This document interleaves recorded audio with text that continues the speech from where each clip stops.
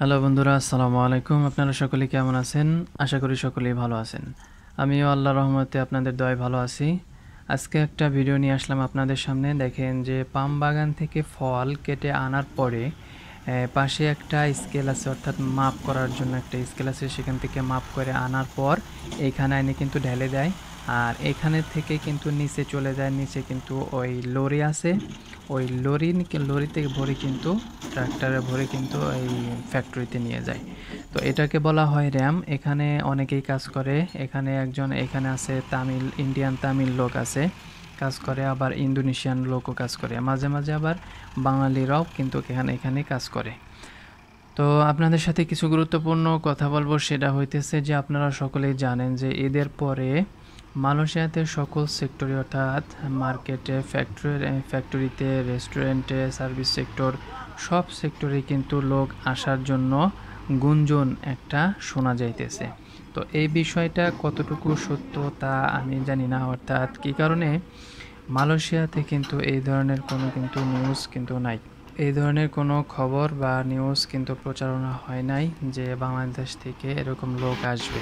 ঠিক আছে, তো এরকম যদি কোনো নিউজ বা খবর পাওয়া যাইতো তাহলে কিন্তু আপনাদেরকে জানানো হইতো, অথবা অফিসিয়ালভাবেই সরকারিভাবেই কিন্তু আপনাদেরকে জানাই দেওয়া হইতো। অর্থাৎ বাংলাদেশ থেকে হোক অথবা অথবা মালয়েশিয়া থেকেই হোক, যে কোনো এক জায়গা থেকেই জানানো হইলে পারে তারা কিন্তু দুই দেশের চুক্তি বা কোনো ছাড়া কিন্তু, বৈঠক ছাড়া কিন্তু তারা এরকম কোনো নিউজ বা কোনো কিছু করে না, জানায় না। ঠিক আছে, তো এ পর্যন্ত কিন্তু মালয়েশিয়াতে এমন কোনো নিউজ বা খবর কিন্তু পাওয়া যায় নাই যে ঈদের পরে, অর্থাৎ এপ্রিল মাস থেকেই শুরু হইতেছে সকল সেক্টরের লোক আনা। ঠিক আছে, এরকম কিন্তু কোনো খবর বা নিউজ কিন্তু জানানো হয় নাই।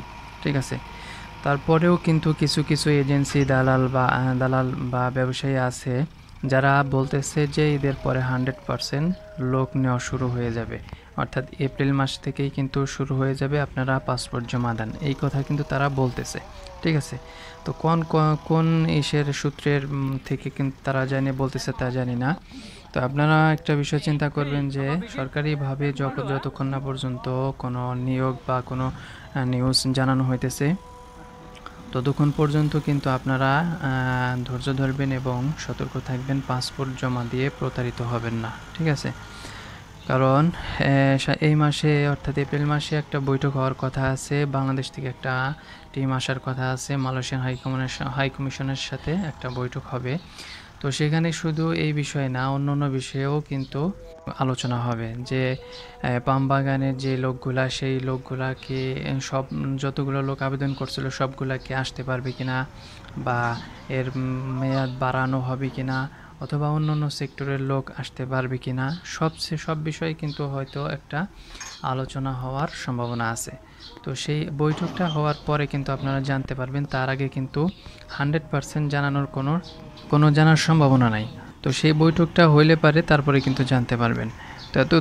ততক্ষণ পর্যন্ত আপনারা একটু অপেক্ষা করেন, ধৈর্য ধরেন, হয়তো এই বৈঠকের পরে হয়তো ইনশাল্লাহ আপনারা একটা সুসংবাদ পাইতেও পারেন। ঠিক আছে, তো আজকের ভিডিও এই পর্যন্তই।